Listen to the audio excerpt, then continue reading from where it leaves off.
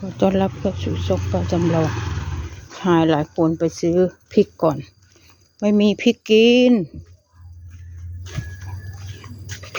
ไม่มีพริกหมด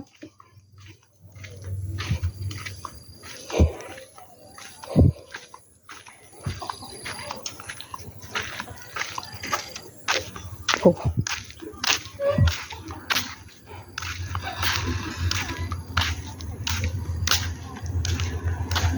จักกระดุยมาเลย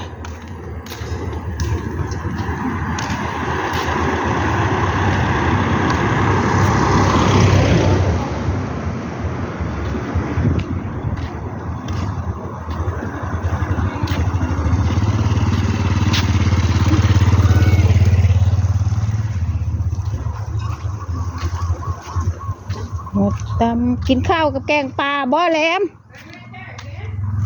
ฮะปลาข้อลุงนะฮะแกงหรือมกเดี๋ยวนี้ให้เจ็ดมาแล้วบ่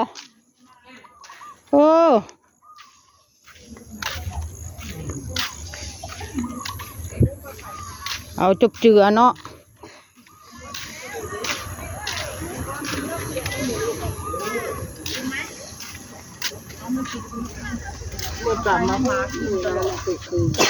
ฮะมีจะต้มน้ำไม้นะอยู่นาหน่อยอยู่นาเอานะผักคันจองมาทางไหนฮะมาทางนี้แหละนี่10 บาทสนุกอ่ะ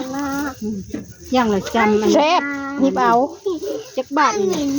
บาทจ้าเอาโลดทำเอง ประเด็นปฏิเสธยาที่เราเห็นดี ชื่อเพลอ เราเอตะเก่านะเสพนะชื่อเพลอหำน้อย นาครับหำน้อยเอาน้อยนานะลูกเฮ็ดบังด้วยเฮ็ดจกมวยมึงเนาะเอาเพิ่มไม่ใช่เพิ่นได้มันบอกค่อยๆได้ยิ่งไปกับว่าอีนี้มันไม่ได้ไปเลยนะไปหาโป่งมันยุตนาผู้อาลูกอ่ะคือเดียวนั่นแหละบริษัทป่วงนั่นนะไปให้พยาบาลประกาศแอบเพิ่งมาปุ๊บจุ๊บมันเจ็บเข้าเมื่อวานนี้ก็ลดลงเจ็บคือหอดบักกะโตเลยมันมักกินใช่ไหมอันนี้แล้วนี่ประเด็นมันจำเฮ้ยจำทำไมต้มกินบ่ได้คนนะให้กินไม่ได้กระเพาะขึ้นมาลูกมาต้มจืดนี่บ่เนาะค่ะมันไม่ได้เผลอน้อยบักพริกคือน้อยก็ดอแทนปะไปซื้อน้อยนามันบักนาโลฮะเบิ่งบักพริกเลยจูหุยป่นป่าน้อยนามาดูสิแบบไหน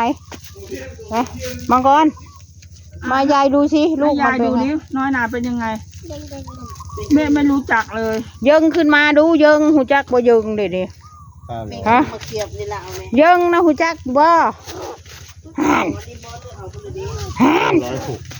มังกรแปลว่าอะไร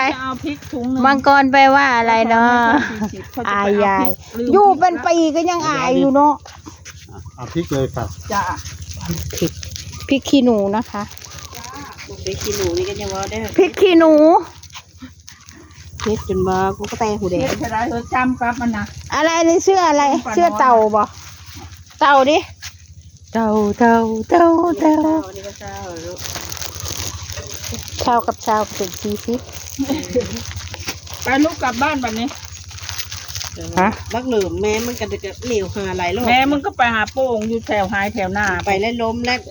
ล้มเมื่อวานนี้ก็พลาดรถโอ้โหโทษตายใส่บาดไปแห้งตื้มพริกชาวบ้านบ่จะกระดุยปลาน้อยชุ่มปลาน้อยแบบอันปลาแดะบ่ชุ่มเอาทำมาพริกได้เขาจะไปผัดผักบุ้งกินบ่ปลาส้ม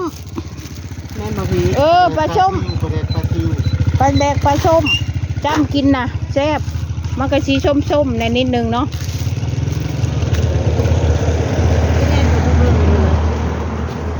แซ่บเคยชื่อของเรานะอันนี้ก็เศร้าบ่อันนี้10 บาทอร่อยผัดไทยเราลงมา มึงไปกินนั่นกันแล้วรถเนาะหกกรีดยางบ่เฮ้ย มันกินไม่ได้แล้ว ไปเพื่อชะ โอ้ยกะเปลี่ยนเสียจ้านี่กันเอา โอ้ยหน้าทางไปได้อยู่บ่หาม ไปเฮือพอมัน ไปจอดรถได้ที่เลยกันยางไป เอามาอันนี้ โอ้ นะ เอาแม่ตัวมันเลื่อนเกียบ พอดีนะ ก็ได้กินละบัด เนี่ยว่าเลยกินยากเลยด้วยเขานั้นก็ กินยากหรอ ไม่ผู้เฒ่าเหรอเนาะ ไม่เท่าละก็มันก็ลืนกัน2 ปีนึง 50 60ละ มันก็ชุดโหกัน ก็ซ้ำตาทานนั่นละมา ก็ช่างตาดานั่นแหละ 06 เป็นว่าจะกินเพื่อสามารถจะกินบ่เลย เบื่ออาหารได้ เบื่อนะ คันได้เบื่ออาหารแล้วระวังเด้อคนเฮา ยันตายนะโห มียานแล้วของธรรมชาติ เพิ่งสูตรก้น นี่นะ แล้วมันพวกไปได้อยู่รถ เขาเป็นมักกินข้าวกับอันนี้ กินกับอะไร อันนี้แหละ บ่ใครอยู่ดอกเรากินแล้ว 106เนาะ กินมันบ่แล้วกินกับอันน่ะ พอทะเลกินกับเจียวปลา แจ่วปลา กินกับเจียวปลา ผักกันโจก ทำไมกับเจียว ผักแป๊ะ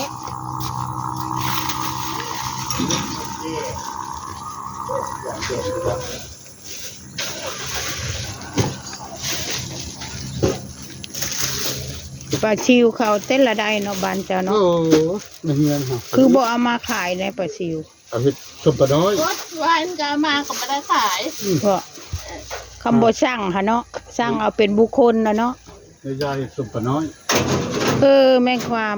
ในเราเฮ็ดโด ช ด มปลาน้อยมันจะได้ขาย เฮ็ดชมปลาน้อยก็ได้ปลาน้อยได้กินถึง นิดมาเขาคาดเห็ด แม่ความ เขาคาดเห็ดกิน ผัดไทย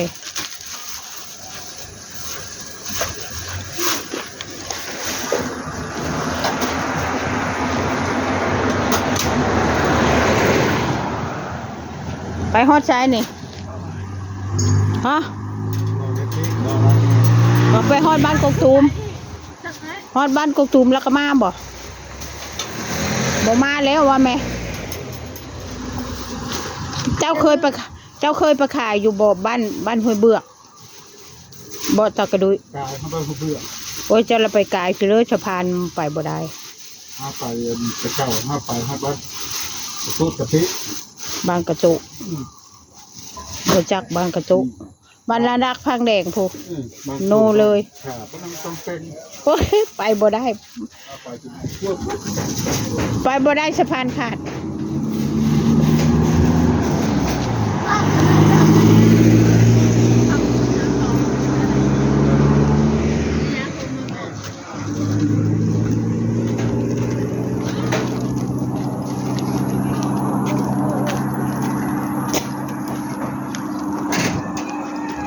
เมื่อพลอมาฮอนฮันกับผู้นั้นก็ใช่ผู้นี้ก็ใช่ปานกูเป็นคนใช่เขานี่ผัวมีแม่นมึงว่ามาฮอนฮันเขาก็ใช่กูจ่ออีกไม่ชุบนั่นแหละก็บ่ได้ไปฮอดเฮือนมึงกูจนลืมใช่เอาเบอร์ใช่ให้ไปซื้ออันนั้นอันนี้ให้เขาฮะล่ะไม่ได้เพลิดถึงวะโอเคค่ะขอจบคลิปแค่นี้นะคะ อย่าลืมกดไลค์กดแชร์กดติดตามให้คุณยายด้วยค่ะทางไปบ้านกุนบุญร้องนึกของป้ายงามงามพอแล้วงามพอแล้วมาได้ไปตึงป่าเดี๋ยวนี้รถหมูโอเคค่ะขอจบคลิปแค่นี้นะคะบ๊ายบายไปก่อนเด้อ